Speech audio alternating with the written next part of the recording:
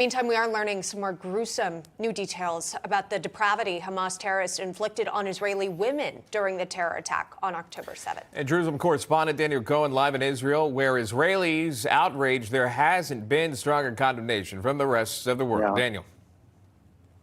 Sean, Emma, just a warning, some of the things that we're about to discuss are serious and graphic. At least 10 Israeli women and men released by Hamas were sexually assaulted or abused in captivity. Prime Minister Netanyahu is outraged. He's furious with the deafening silence from women's organizations, from human rights groups, and the UN for failing to strongly condemn the atrocities.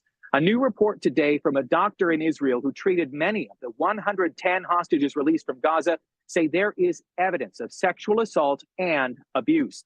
The doctor didn't get specific. He didn't name names. He wanted to protect the hostage identities. Israeli police right now are combing through 60,000 videos seized from GoPros worn by the terrorists, from social media posts of the terrorists, and from security cameras. The IDF reported women whose genitals were mutilated, terrorists who cut off a woman's breast and played with it. Netanyahu unleashed Tuesday, sounding off in a meeting with hostage families. Listen. I say to the women's rights organizations, to the human rights organizations, you've heard of the rape of Israeli women? Horrible atrocities, sexual mutilation? Where the hell are you? I expect all civilized leaders, governments, nations to speak up against this atrocity.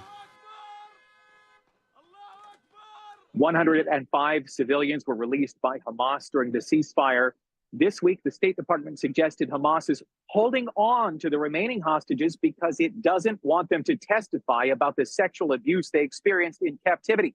There are believed to be 20 women, 115 men, and 2 children.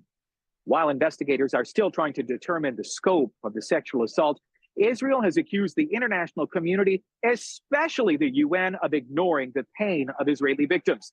It took the UN's Office for Women more than 7 weeks to comment on the vicious attacks on October 7th. Also, Sean, Emma, 50 days, after 50 days, the UN finally announced that it was alarmed by what it had seen and read and heard and called for an investigation. Sean, Emma, back to you. Daniel Cohen reporting live from Israel. Daniel, thank you.